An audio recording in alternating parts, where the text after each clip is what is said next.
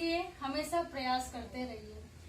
अगर आज की बात करें तो आज की पाठशाला में हमें थर्ड लॉ ऑफ मेंडल की बात करनी है। It is basically based on the dihybrid cross. ये डाई हाइब्रिड क्रॉस पर क्या होता है, बेस होता है।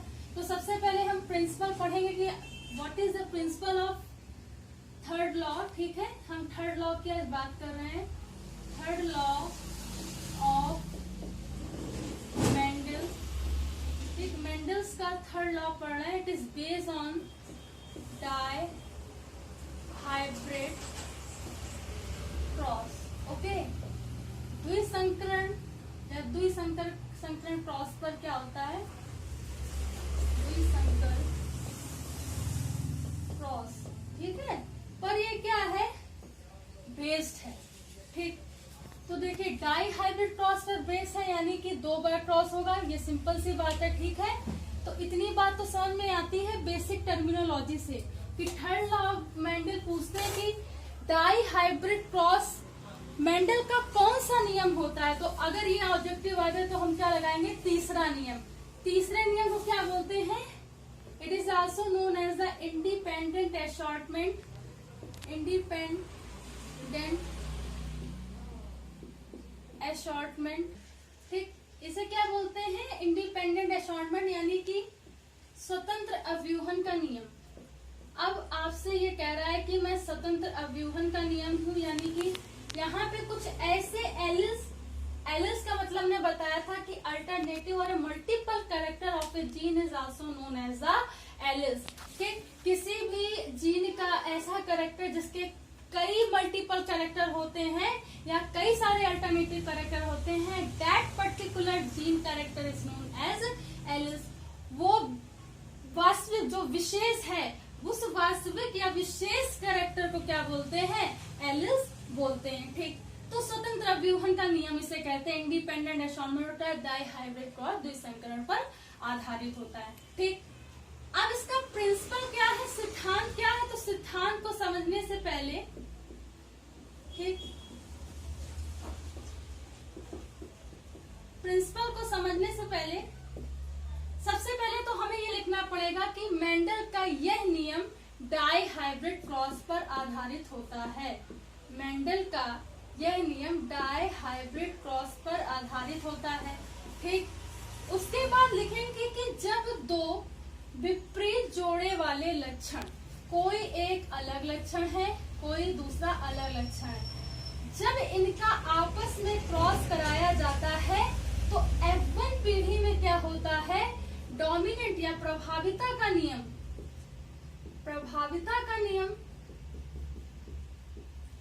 या डोमिनेंस लॉ ऑफ डोमिनेंस लागू होता है। ठीक, जब इस F1 जनरेशन का सेल्फ क्रॉस कराया जाता है तो इस सेल्फ क्रॉस से, ठीक, जो कैरेक्टर होते हैं वो स्वतंत्र हो जाते हैं। क्या होते हैं, स्वतंत्र हो जाते हैं। ठीक, इंडिपेंडेंट हो जाते हैं। जब ये इंडिपेंडेंट हो जाते हैं तो इसके जो बेटा लक्षण होते हैं, इसके लक्षण जिसे क्या बोलते हैं, देखिए अभी इसकी पूरी प्रिंसिपल आप ले सकते हैं इसको देख करके। इसके जो एलिल्स होते हैं वो किसी दूसरे एलिल्स के साथ क्रॉस करने के लिए स्वतंत्र रूप से क्या होते हैं, फ्री होते हैं, स्वतंत्र होते हैं। वे किसी भी दूसरे एलिल के साथ क्रॉस करने के लिए स्वतंत्र होते हैं। इसे इंडिपेंडेंट असॉर्टमेंट कहते हैं। देखिए सिंपल सा है, डाई हाइब्रिड क्रॉस या थर्ड नियम। देखिए ये जो नियम होता है मेंडल का तीसरा नियम डाई हाइब्रिड क्रॉस या द्विसंकर क्रॉस पर आधारित होता है। इस नियम में जब 2 विपरीत जोड़ी वाले लक्षणों का आपस में क्रॉस कराया जाता है तो सबसे पहले इसमें F1 जनरेशन में प्रभाविता का नियम लागू होता है। प्रभाविता का नियम का फिर से सेल्फ क्रॉस कराते हैं तो इसमें जितने भी एलिल्स या लक्षण मिलते हैं वो स्वतंत्र होते हैं। अर्थात ये जो लक्षण होते हैं ये किसी भी एलिल के साथ क्रॉस या संकरण करने के लिए पूर्ण रूप से स्वतंत्र होते हैं। इसे इंडिपेंडेंट असॉर्टमेंट कहते हैं। ठीक, इतनी बात लिखेंगे। ठीक, फिर अब इसका देखो, अब आपने ये क्या लिख दिया, नियम। अब इसका एग्जाम्पल देखेंगे कि कैसे करते हैं। ठीक, इसको हम रब कर दे रहे हैं। अब एक्सप्लेनेशन में क्या लिखेंगे, स्पष्टीकरण में। जब आप एक्सप्लेनेशन में या स्पष्टीकरण में आएंगे, आराम से समझिएगा। ठीक है, बहुत थोड़ा सा बड़ा है। ठीक, तो हमें स्पष्टीकरण में लिखेंगे कि जब, ठीक है, अब हम देखिए इसका स्पष्टीकरण कर रहे हैं कि जब गोल पीले, ठीक है,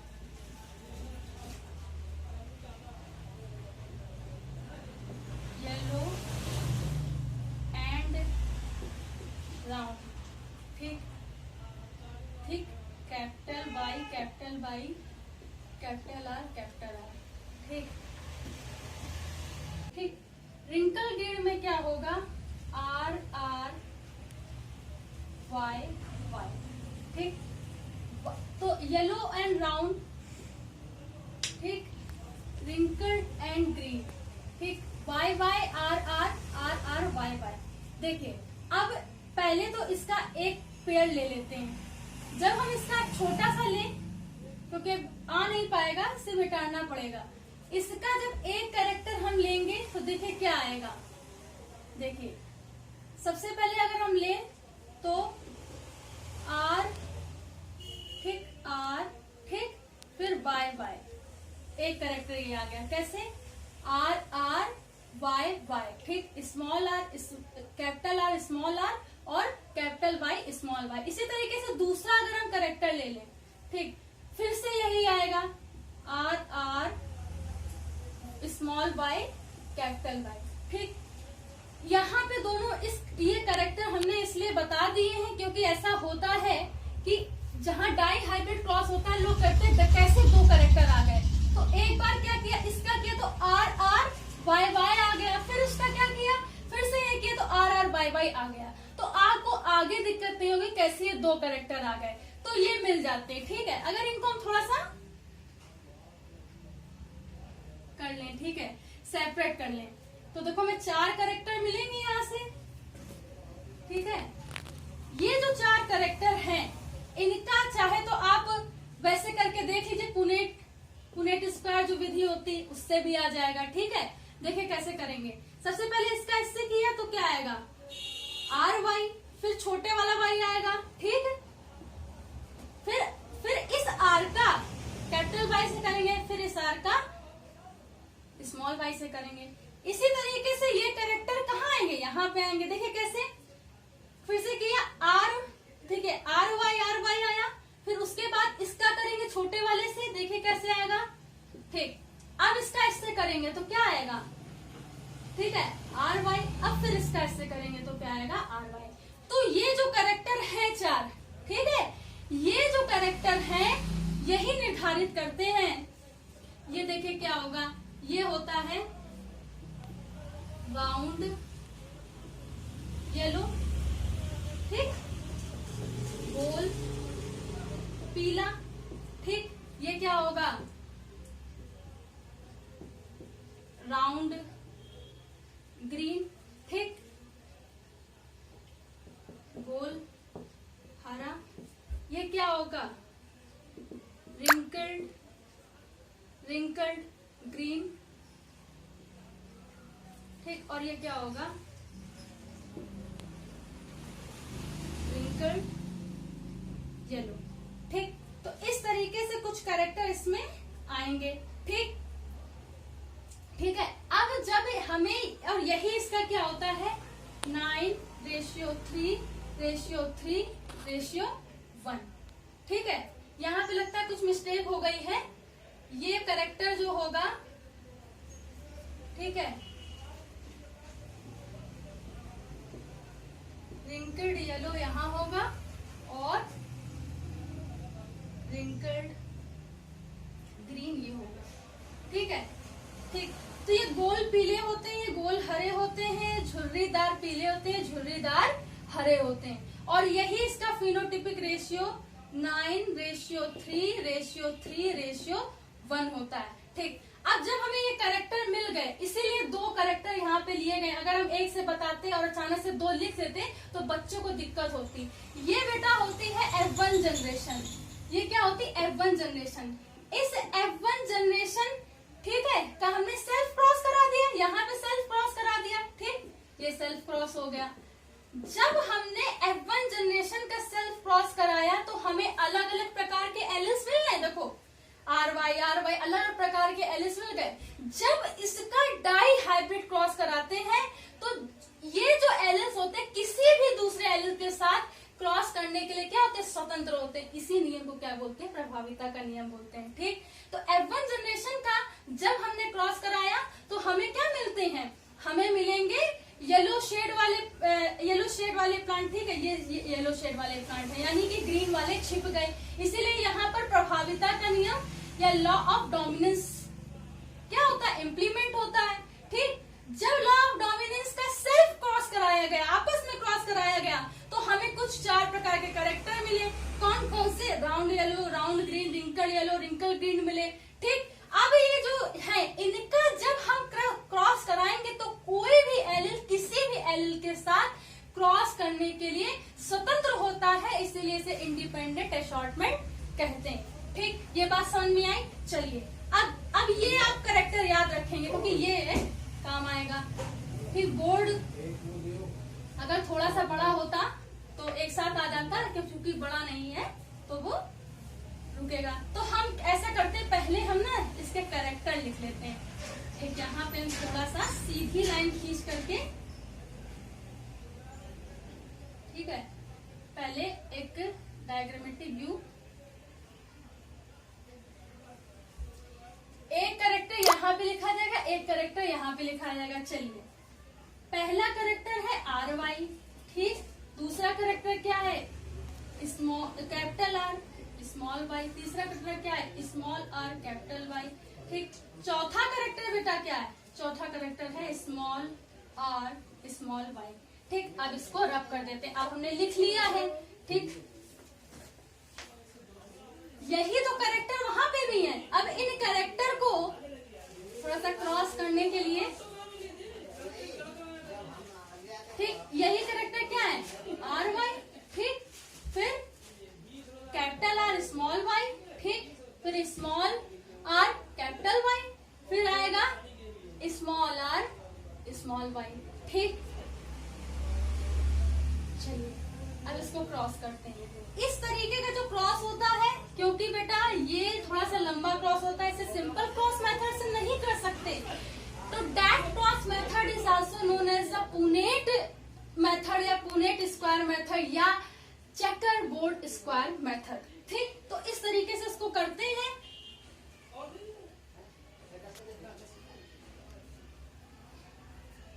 ठीक,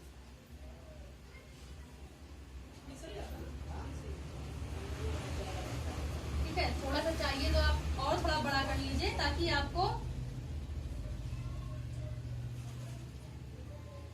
करने में दिक्कत ना हो। चलिए, तो आपको क्या करना है? सबसे पहले हमें आराम से करना है।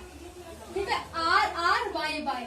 ठीक, इसका इसके साथ, इसका इसके साथ। ठीक है, कैसे करोगे? इसका इसके साथ, इसका इसके साथ। देखिए, करिए। ठीक, थोड़ा सा पास ले आना चाहे। R देखिए, R इसके साथ किया है, उसी तरीके से देखिए इसको इसके साथ करेंगे तो क्या आएगा? R। ठीक, फिर पहले कैपिटल को लिख लेते हैं, आसानी होगी आपको फिनोटाइप और जीनोटाइप को गिनने में। ठीक, फिर आएंगे R। ठीक, RY। ठीक, फिर देखिए यहाँ पे इसका इसके साथ करेंगे। ठीक, जब हम इसका इसके साथ करेंगे तो कैपिटल R स्मॉल r। ठीक, फिर हमने कहा कैपिटल Y पहले रखिए और इसको बाद में रखिए। ठीक, इसी जैसे इसका इसके साथ, इसका इसके साथ, इसका इसके साथ, इसका इसके साथ किया है, वैसे ही सारे करना था। देखिए, फिर देखिए R। ठीक, Y आएगा। फिर देखिए R Y आएगा। ठीक है, फिर देखिए R। ठीक, वाई वाई आएगा। फिर इसका देखिए आर, इसका इसके साथ करेंगे आर, ठीक, फिर वाई वाई आएगा, ठीक। फिर चलिए एक लाइन और खींच देते हैं। फिर जब हम इसका इसके साथ करेंगे तो क्या आएगा, देखिए आर, पहले हम कैपिटल को लेकर चलेंगे, आर आर वाई वाई, ठीक। फिर इसका करेंगे आर आर वाई वाई, ठीक। फिर इसके साथ इसका करेंगे, इसका इसके साथ करेंगे, देखिए स्मॉल आर, ठीक, कैपिटल वाई, ठीक।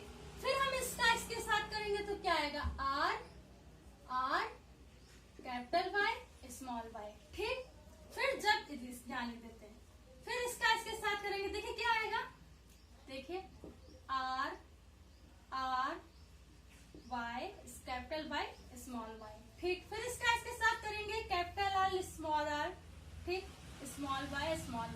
फिर इसका इसके साथ करेंगे तो क्या आएगा, आर आर, ठीक, कैपिटल वाई स्मॉल वाई। फिर इसका इसके साथ करेंगे तो क्या आएगा, देखिए आर आर वाई वाई। इस तरीके से हम करते हैं। देखिए इसका जो फिनोटाइप रेशियो होता है बेटा, वो होता है फिनोटिपिक रेशियो। फिनोटिपिक रेशियो होता है 9:3:3:1, ठीक। पास ले आना। जीनोटिपिक रेशियो होता है इसका, ठीक, थोड़ा सा 12 दूर हो रहा है क्या, कहाँ लिखें, देखिए हम बोल रहे हैं 12, ठीक है, 12 42 121, ये इसका रेशियो होता है। 1:2:1:4:2:1:2:1, ठीक, ये लंबा होता है। तो इसे आप एक तरीके से याद कर सकते हैं कि 12 12 42 121। हालांकि आपको हम बता दें कि आपको इस रेशियो की अभी नहीं जरूरत पड़ेगी, ठीक। आप आराम से, आपको सिर्फ फिनोटिपिक रेशियो मतलब आप निकालिए, यहीं तक आएगा। लेकिन आपको जीनोटिपिक रेशियो पता होना चाहिए, भले आप निकाल ना पाए, हम बता देंगे इसको निकाला भी कैसे जाता है, ठीक। तो इसको आपको ये पता होना चाहिए, ठीक। अब 9:3:3:1 है। इसमें क्या है कि ये जो होंगे कैसे होंगे, राउंड येलो होंगे, ठीक है, राउंड येलो होंगे। ये कैसे होंगे, राउंड कैसे होंगे, ग्रीन होंगे बेटा। और ये कैसे होंगे, रिंकेड येलो होंगे, झुर्रीदार, रिंकेड येलो, झुर्रीदार पीले। और ये कैसे होंगे, रिंकेड ग्रीन यानी कि झुर्रीदार हरे, ठीक। ये इसके 4 कैरेक्टर है, 4 एलिल्स हैं। इसी से फिनोटाइप रेशियो 9:3:3:1 बनता है, ठीक।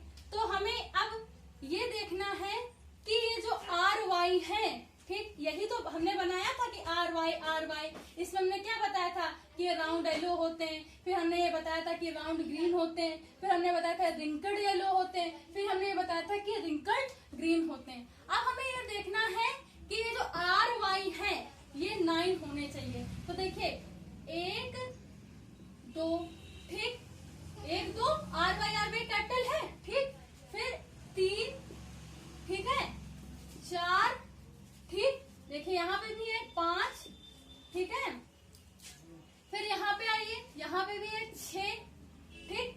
और क्या दिख रहा है, ये देखिए यहाँ पे भी है 7, ठीक, 8 और ये 9। देखिए 9 ऐसे कैरेक्टर हैं, ठीक है, जो कैसे हैं, राउंड येलो है, ठीक। अब 3 देखिए, अब आर वाई कितने, कैपिटल आर स्मॉल वाई, तो कैपिटल आर स्मॉल वाई एक ये है, ठीक है, ठीक, एक ये हो गया। अब कैपिटल आर स्मॉल वाई 2, एक ये है, ठीक।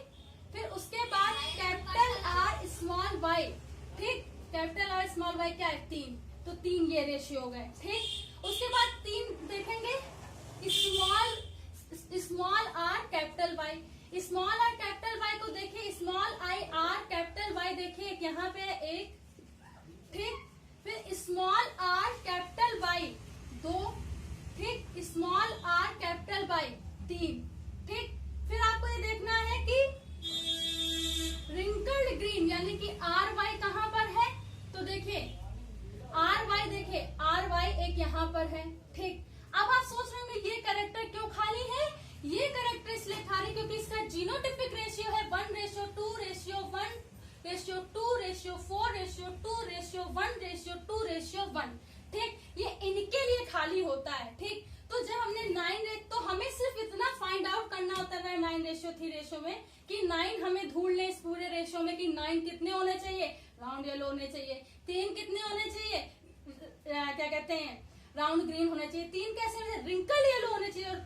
और एक कैसा होना चाहिए, रिंकल ग्रीन होना चाहिए। वो आप पूरे रेशियो में कहीं पे भी ढूंढ सकते हैं। अब बहुत से बच्चे कहते हैं कि मैम हमें क्या कहते हैं, हमें यहाँ पे भी हमें RY दिख रहा है, यहाँ पे भी दिख रहा है। तो वो बेटा इसलिए दिख रहा है क्योंकि जीनोटिपिक रेशियो भी इसमें इंक्लूड होता है। अगर हम जीनोटिपिक रेशियो की बात करें तो देखिए यहाँ पे लिखते हैं, जैसे आराम से लिखते हैं 12 12 12 12 42 121। इसमें जो होता है एक YY होता है, आपको इसमें मिल जाएगा। ठीक, हालांकि मैं बता रही हूँ आता नहीं, लेकिन आपको पता होना चाहिए। इसमें जो होंगे 2 YY होंगे। ठीक,